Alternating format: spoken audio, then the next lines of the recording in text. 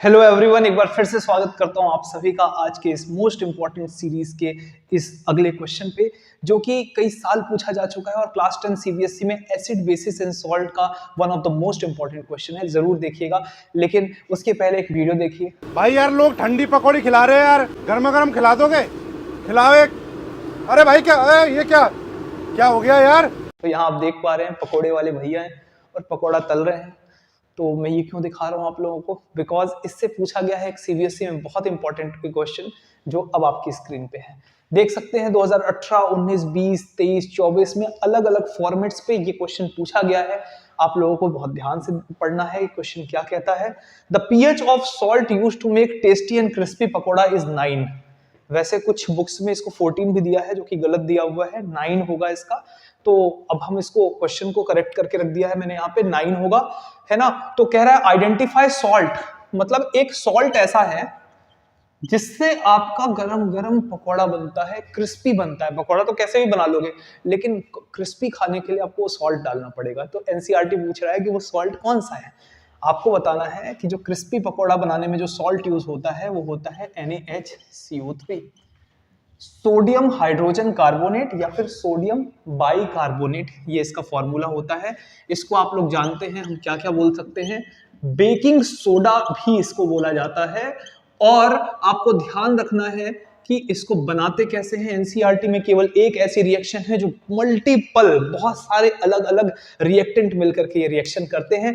तो मैं वो रिएक्शन लिख देता हूं आपके सामने, आपको ध्यान रहेगा। सबसे पहले हम लोग को यहाँ पे NH3, जिसको आप लोग अमोनिया बोलते हो, उसको रिएक्ट कराना होता है। ध्यान रखिएगा, पहला है अमोनिया। दूसरा, उसके साथ आपको नमक डालना होता है, NaCl, सोडियम क्लोराइड। उसके बाद आप डालते हो इसमें CO2 और पानी। बचा खुचा जो काम है वो आपका पानी कर देता है। एनसीईआरटी की एकमात्र ऐसी रिएक्शन जिसमें बहुत सारे मल्टीपल रिएक्टेंट हैं। और उसके बाद जो प्रोडक्ट बनाते हैं ये, वो प्रोडक्ट मैं यहाँ पे बना करके आपके लिए लिख देता हूँ। इससे बनता है हमारा NaHCO3।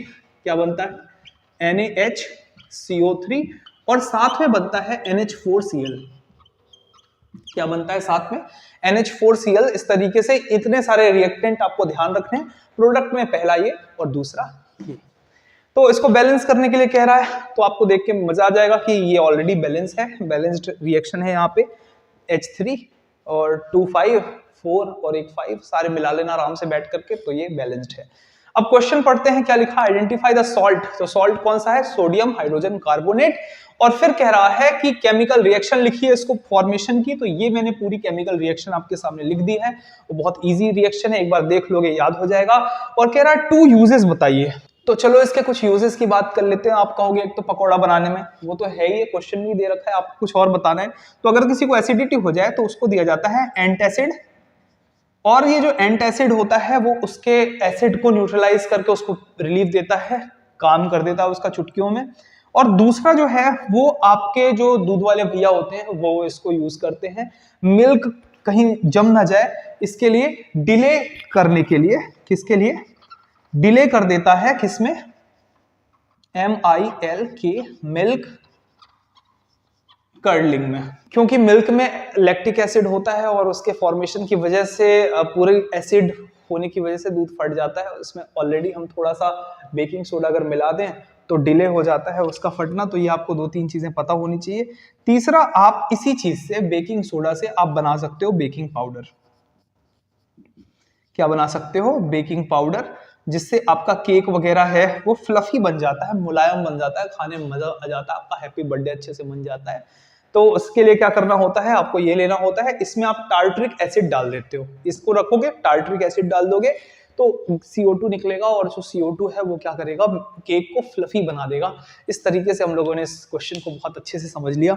और आप लोगों को मैं रिक्वेस्ट करना चाहूंगा, चैनल सब्सक्राइब कर दीजिए, क्योंकि बहुत सारे ऐसे वीडियोस में और भी ला रहा हूँ। पीछे भी आप देखेंगे कई सारी प्लेलिस्ट है जिसमें क्लास 10th के मोस्ट इंपॉर्टेंट क्वेश्चंस को मैं यहाँ पे कवर कर रहा हूँ। आप लोग प्लीज सपोर्ट कीजिए और अच्छे मार्क्स लाइए। All the very best. Thank you.